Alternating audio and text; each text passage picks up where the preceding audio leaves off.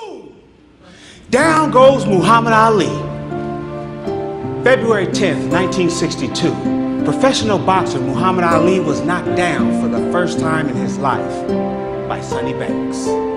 As the referee began his count to 10, Ali said that he sat up, looked around and thought to himself, the canvas is no place for a champion. So he rose to his feet, dusted himself off, made sure he was still pretty. Then he hit Sonny Banks so hard, Mrs. Banks got a headache. On that day, Muhammad Ali proved to the world, but more importantly to himself, that it's not about the knockdown, it's about the get up. It's about what we do after the knockdown. That is what defines who we are. Boxer or not, I believe I can say at some point we all get hit on the blind side, knocked upside the head, pow, by life. I guess you could say life at times will be your Sonny Banks, knocking you down flat on your back, and then taunting you with a question. What are you gonna do now? Like you, I faced my Sonny Banks many times. He began throwing punches at me long before I took my first breath. You see, I was born 2 months premature after my mom was assaulted by a neighbor.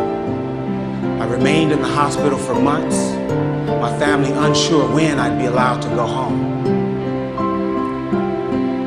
3 years later, I found and swallowed a bottle of prescription medication. That put me in a coma doctors did not believe I'd survive. Because of that incident, my mom lost custody of me and I was placed in a foster home. While in that home, I was locked inside a closet, mentally and physically abused. But I was still standing. At the age of 11, I held on to the hope of knowing my mom was about to regain custody of me. But before that could happen, she passed away. Boom! That was the knockdown blow for me. I went down and I stayed down. I stayed down and allowed life to begin to count me out. 1.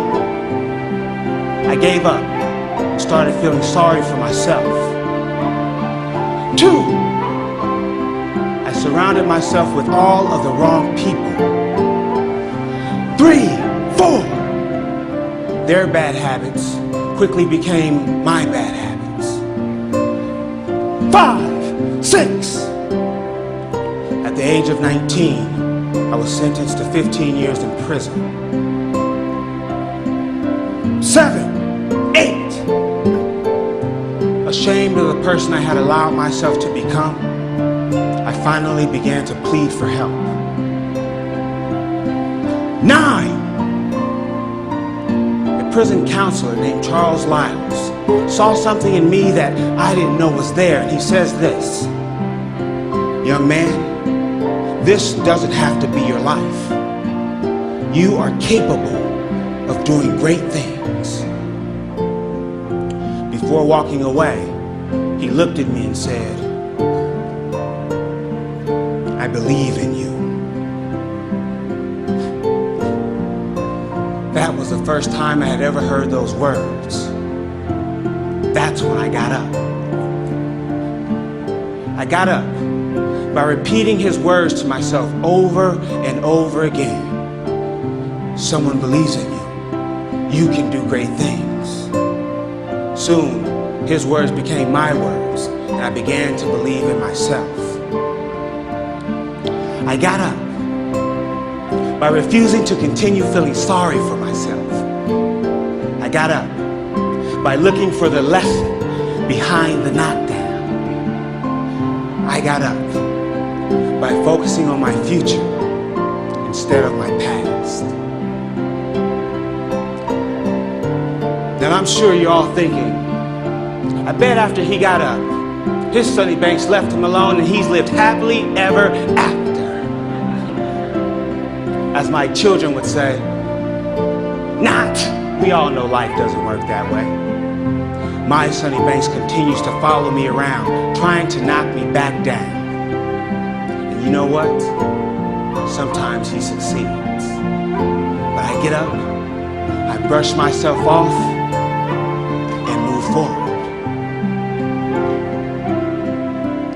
When did you get up? Or have you? Perhaps you're preparing to fight some of life's toughest opponents. Maybe your back is already on the canvas. I don't believe it matters where you are. As long as you know there have been others that have faced those same opponents and won, then you have to know that it's possible that you too can win. On that day in 1962, everyone that witnessed that fight knew Muhammad Ali was down, but only he knew he wasn't out. The next time life knocks you down, the most important thing you can do is find a way to rise. Because it's not about the knockdown, it's about the get up. It's about what you do after the knockdown. That is what defines who you are.